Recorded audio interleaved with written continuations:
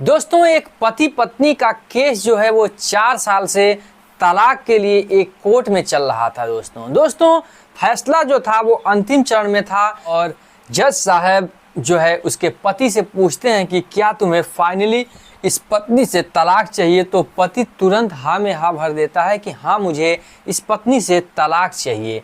उधर जब जज साहब सुनते हैं तो फिर कहते हैं कि पत्नी से भी इच्छा जाहिर जो है कि करवानी चाहिए कि उन्हें क्या जो है कि पसंद है। दोस्तों पत्नी से पूछते हैं कि क्या तुम्हें भी तलाक चाहिए। तो पत्नी भी कहती है कि हाँ मुझे भी तलाक चाहिए, लेकिन उसके लिए एक शर्त है मुझे।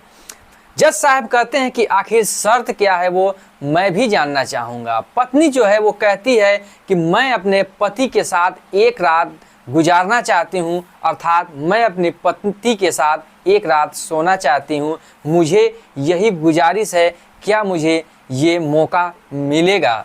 जज साहब जब इतनी बात को सुनते हैं वो मारे आग बबूले हो जाते हैं, मारे गुस्से से वो लाल पीले हो जाते हैं। दोस्तों लेकिन जज साहब करें भी तो क्या करें, वो भी एक पारिवारिक आदमी थे, उनके भी बीवी बच्चे थे, तो वो इस भावनाओं को समझ रहे थे।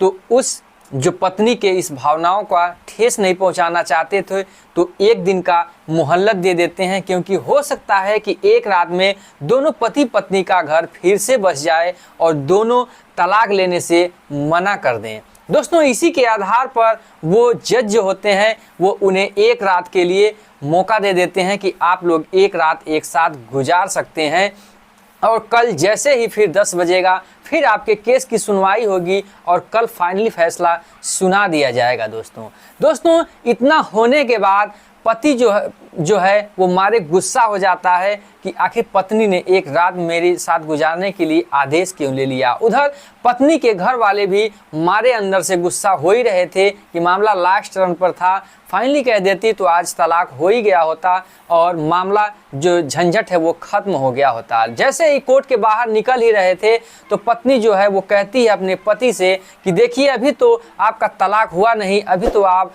पूर्ण रूप से मेरे पति हैं और कोर्ट का फैसला भी आ चुका है। आज रात आपको मेरे साथ ही गुजारना होगा। तो मैं किसी घर पर नहीं बल्कि एक होटल की रूम को बुक करूंगी और वहां से मैं फ़ोन करूंगी और आप बताए गए समय पर आ जाना और पूरी रात हम लोग एक होटल में गुजारेंगे। दोस्तों आखिर कहानी में आगे होता क्या है, कहानी इतनी इंटरेस्टिंग और इमोशनल है कि आपके भी दिल को छू जाएगी। दोस्तों कहानी में आगे बढ़ने से पहले आपसे छोटी सी रिक्वेस्ट है, चैनल पर नए हैं तो चैनल को सब्सक्राइब कर लीजिएगा, वीडियो को लाइक कर लीजिएगा। तो चलिए वीडियो को करते हैं स्टार्ट। दोस्तों ये कहानी है अलीगढ़ के एक छोटे से गांव की, जहां पर एक पति और पत्नी रहा करते थे, जिसके पति का नाम सुमित था और पत्नी का नाम सरोज था। दोस्तों पति और पत्नी में आए दिन इतना झगड़ा हुआ करता था। शादी के जैसे ही 4-6 महीने बाद उनका समय आगे गुजरा तो आए दिन पति पत्नी में झगड़े होते ही रहते थे। दोस्तों इधर सुमित होता है, ये एक बिजनेसमैन आदमी होता है जो कि सुबह ही अपने बिजनेस पर निकल जाता है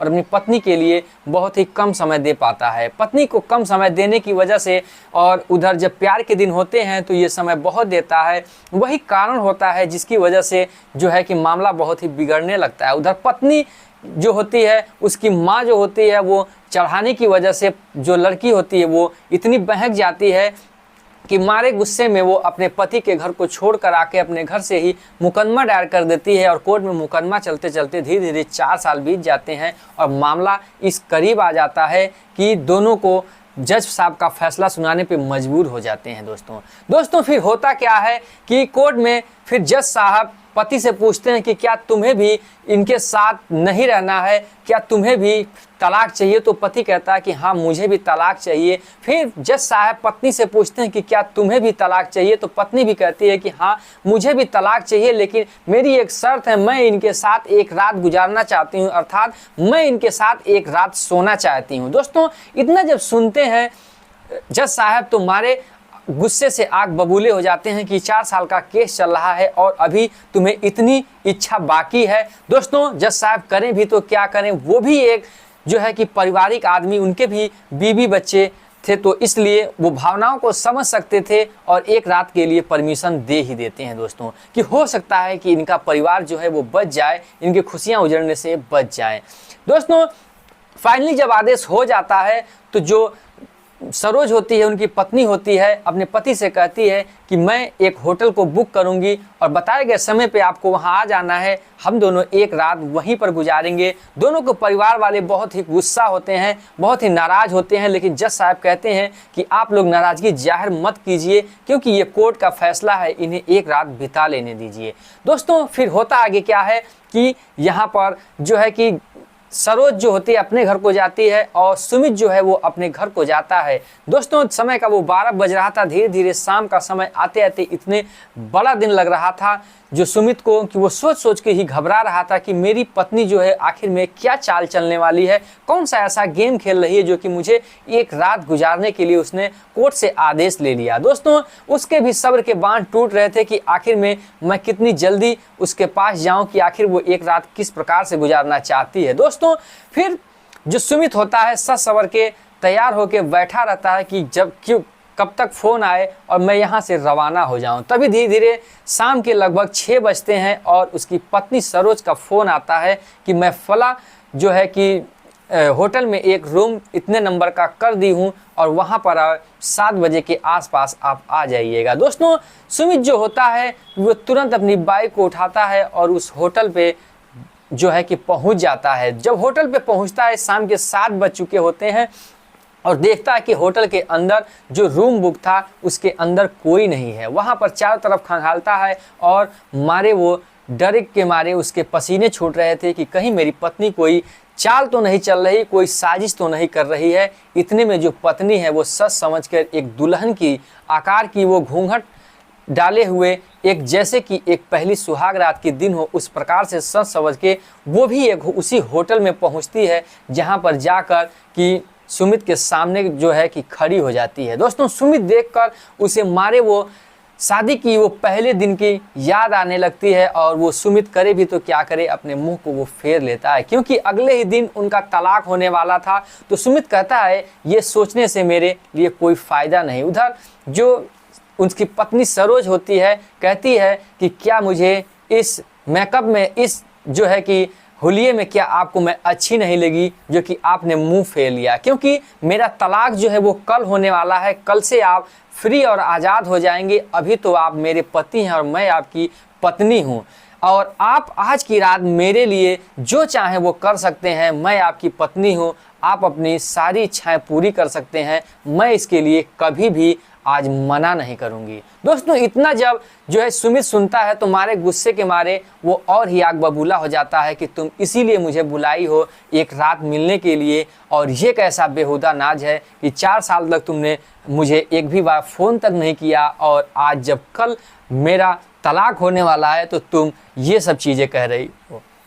दोस्तों वो बहुत सारी चीज़ें बहलाती फुसलाती है, वो किसी बात पर गुस्सा होने वाली नहीं थी क्योंकि वो लास्ट समय पे लास्ट रात में मुलाकात करने के लिए आई थी, उसका तो मनसा कुछ और ही था। दोस्तों पत्नी जो है बहुत ही तरीके से उसे मनाती है कि जो है कि सुमित जो है वो मान जाए, मेरे साथ एक रात गुजार ले और वो सारी हदों को पार कर ले जो एक पति और पत्नी दोनों एक आपसी संबंध में करते हैं। लेकिन जो सुमित होता है उसका मनसा कुछ और ही होता है कि कहीं मेरी सरोज जो पत्नी है वो किसी जाल में मुझे फांस ना दे और मुझे मेरे साथ ये एक रात बिताने के लिए ले आई है, कहीं मेरे साथ कुछ हो ना जाए। दोस्तों जो सुमित होता है वो मारे खिसकता ही रहता है, जैसे उसके बगल में एक पत्नी की तरह सरोज बैठती है तो वो खसक के और ही बगल में चला जाता है और उससे बात करने पे भी इनकार करने लगता है। दोस्तों आखिर में समय बीत ही रहा था तो पत्नी को पूछना ही पड़ता है कि आखिर तुम क्यों इतना भाग रहे हो, क्यों इतना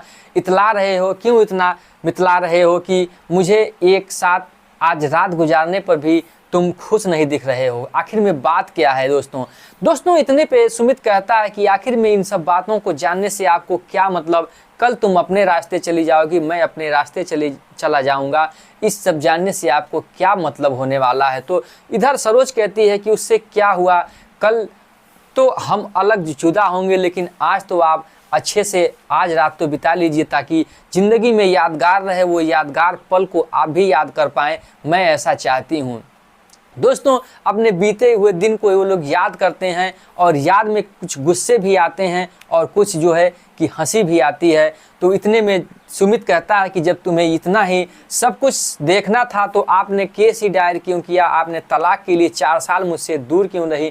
तुम ही तो झगड़े में कहती थी कि तुम अपने बिजनेस के सिलसिले में मुझे प्यार नहीं करते, मुझसे संबंध नहीं बनाते, मेरी इच्छाओं को पूरा नहीं करते हो। तो आज आखिर में तुम्हें 4 साल बाद इच्छा पूरी करने की वो जागृति कहाँ से हुई, इच्छा कहाँ से जाहिर हो गई। तो कहती है कि हाँ मेरी गलती थी, तुम जो थे कि अपने समय को जो अपने काम से करके अपने बिजनेस को संभाल के घर पर आते थे, मेरे लिए समय नहीं दे पाते थे, वो तो मेन जरिया था। कहीं भी मेरी गलती भी, कहीं आपकी भी गलती थी, मैं उसको मान रही हूँ। लेकिन आज रात तो मेरे साथ आप गुजार ही सकते हो, क्योंकि कल से आप भी आज़ाद हो जाएंगे, मैं भी आज़ाद हो जाऊंगी। तो हो सकता है कि इस दिन को हम लोग भूल ना पाएँ। तो कहता है कि नहीं, मुझे इन सब की कोई ज़रूरत नहीं, मेरे ज़िंदगी में अब कुछ नहीं रहा, मैं इन सब में कोई भी इंटरेस्ट, दिलचस्पी नहीं रखता हूँ। और तुम्हें रात गुजारना है तो उसके लिए मैं आया हूँ, मैं बैठा हूँ, तुम रात गुजार सकती हो, मैं तुम्हारे साथ कुछ भी करने वाला नहीं हूँ। लेकिन फिर कहती है जो उसकी पत्नी सरोज होती है कि आखिर में तुम लगभग जब साल भर के बाद मुझे मिले तो तुम्हारी हुलिया और ये शरीर की हालत कैसे बदल गई। जब मैं तुम्हें छोड़कर गई थी तो बहुत ही हष्ट पुष्ट और जवान और यंग थे, और आखिर में 1 साल भी तुम्हारी ये हुलिया कैसे बदल गई। तुम दुबले पतले और इतने कमज़ोर कैसे हो गए, आखिर में बात क्या है, तुम क्या अपनी ज़िंदगी के कुछ बारे में बताओगे। तो कहता है कि ज़िंदगी के बारे में आप जानकर करोगी क्या, मेरी ज़िंदगी से आपको क्या ताल्लुकात है। तो बहुत ही मनाने के बाद, बहुत ही जो है मिन्नतों के बाद, बहुत ही गुजारिश करती है सरोज। उसके बाद जो सुमित होता है उसे बताने पर मजबूर ही हो जाता है कि अचानक मेरे साथ बहुत ही तेज से पेट में दर्द हुआ और मैं बहुत ही तेज़ी से बीमार पड़ गया। और जब हॉस्पिटल गया और वहाँ पर चेकअप हुआ तो मुझे पता चला कि मुझे जो है वो ब्लड कैंसर है और मैं कुछ ही दिनों का मेहमान हूँ, मैं ज़्यादा दिन तक जी नहीं पाऊँगा। तो किसी प्रकार से लगभग 2-3 साल तो बीत गए हैं, लेकिन अब डॉक्टर ने बताया है कि मैं साल 6 महीने का ही मेहमान हूँ और इसके बाद मैं मर जाऊँगा। और मेरी ज़िंदगी में जब से मैं ये समझा तब से टूट टूट कर जीने लगा और समझा कि अब मेरी इस शरीर का मतलब ही क्या है, इसलिए मैं अपनी शरीर की भी देखभाल नहीं करता हूँ। और रही बात पत्नी की, तो मैं क्यों चाहूँगा कि मेरी पत्नी की भी ज़िंदगी ख़राब हो। तुम तलाक ले लो और हंसी खुशी से किसी ज़िंदगी में चली जाना, किसी के साथ हंसी खुशी से ज़िंदगी बिताना और तुम खुश रहना। और मैं नहीं चाहता हूँ कि तुम मेरे दुख के दिनों में मेरी दुख का साथी बनो, इसलिए मैं चाहता हूँ कि जल्द से जल्द हमारी और तुम्हारी जो है कि तलाक हो जाए। इसलिए मैं इस तलाक में कोई भी दिलचस्पी नहीं ले रहा हूँ। इतना जब सुनती है पत्नी तो फूट फूट के रोने लगती है और उसके आंखों से जो है सिसक सिसक के आंसू निकलने लगते हैं कि वो सुख के दिन तुम्हारे साथ गुजारे। वो कौन सी ऐसी पत्नी होगी जो कि पति के दुख के दिन को अपने छोड़कर चली जाएगी। वैसे तो मैं कल तलाक ले भी लेती, जब इतना मैं जब सुन रही हूँ तो अब तो कोई तलाक का जो है कि तलाक का कोई ऐसा मामला ही नहीं बनता कि मैं अपने दुख के दिनों में अपने पति को छोड़कर चली जाऊं। क्योंकि शादी के समय वो 7 बच्चों को साथ जीने और साथ मरने का, दुख के साथ सुख के साथ रहने का जो मैंने वादा लिया हूं, मैं वो कैसे भूल सकती हूं, मैं तुम्हें तलाक कैसे दे सकती हूं। इतना जब कहती है पत्नी तो सुमित भी फूट फूट के रोने लगता है और मंजर इतना जो है कि इतना ही विकट हो जाता है कि वहाँ पर दोनों ही सिसकते सिसकते धीरे धीरे रात बीतने लगती है। दोस्तों, दोनों आपस में बातें करते रहते हैं लेकिन अपने उस शरीर से नहीं टच होने देते, अपने जो है कि हद को पार नहीं करते हैं और दोनों धीरे धीरे बेड पर अलग अलग होकर सो जाते हैं। और सोते भी तो कैसे, दोनों को रात भर नींद नहीं आती है। धीरे धीरे सुबेरा हो जाता है और फिर उसके बाद पत्नी कहती है कि अभी भी चाहो तो मैं 1 घंटे का समय दे सकती हूँ, अभी तुम जो कुछ करना चाहो मेरे साथ कर सकते हो और उसके बाद तलाक चल के ले लेना, कोई दिक्कत नहीं है। दोस्तों, सुमित कहता है उससे कोई मतलब नहीं, उसका कोई फ़ायदा नहीं, क्योंकि जब हम लोग दोनों बिछड़ने ही वाले हैं तो क्या इसका फ़ायदा। दोस्तों, फिर होता क्या है कि सुमित अपने घर जाता है, सरोज अपने घर जाती है और फिर बताए गए समय पर कोर्ट में दोनों लोग हाजिर होते हैं। हाजिर होने के बाद जज के सामने जज जब बैठते हैं तो सोचते हैं चलो आज रात भर का मामला होने के बाद जो मैटर होगा वो बदल ही चुका होगा, हो सकता है चलो दोनों परिवार जुड़ जाएं, मिल जाएं तो अच्छी बात है, तलाक ना ही देना पड़े। फिर सुमित से पूछते हैं कि आखिर में तुम्हारी इच्छा क्या रही। सुमित कहता है कि मुझे तलाक चाहिए जज साहब, मैं तलाक लेने के लिए राजी हूँ। तो जज साहब वो है गुस्से हो जाते हैं, उसकी कलम जो है वो रुक जाती है कि आखिर में रात बीतने के बाद भी मंजर क्यों नहीं बदला, आखिर में क्या हुआ। फिर उसकी पत्नी सरोज से पूछते हैं कि क्या आप भी इनसे तलाक लेना चाहोगी, क्या भी आप भी इंटरेस्ट हो, क्या फैसले को सुना दिया जाए। तो पत्नी कहती है कि जी हाँ, मैं तो अपने पति से तलाक लेने वाली थी लेकिन अब नहीं लूँगी, क्योंकि जो है कि सुख में मैंने साथी हुआ तो दुख में कौन होगा, और अब जो है कि मैं अपने पति के साथ ही वो बीते हुए दिन को गुजारना चाहूँगी, क्योंकि मेरे पति जब आज मुश्किल के घड़ी के दिनों में गुजर रहे हैं तो मैं कैसे उनको छोड़कर जा सकती हूँ। तो कहते हैं जज साहब कि मैं मामला समझा नहीं कि आखिर मामला क्या है। तो पत्नी बताती है कि मेरे पति को ब्लड कैंसर है, वो साल 6 महीने में ही भगवान को प्यारे हो जाएंगे, अर्थात उनकी मौत हो जाएगी, और मैं कैसे ऐसे दिनों में उन्हें अकेला छोड़कर चला जाऊं, उन्हें दुख को अकेला झेलने के लिए, क्योंकि जब सुख में मैंने साथी हुआ तो दुख में कौन होगा। दुख के वो दिनों को गुजारना मेरा धर्म बनता है, क्योंकि मैं शादी के समय उन 7 वचनों को मैं नहीं भूल पाऊंगी जो मैंने उस समय लिए थे।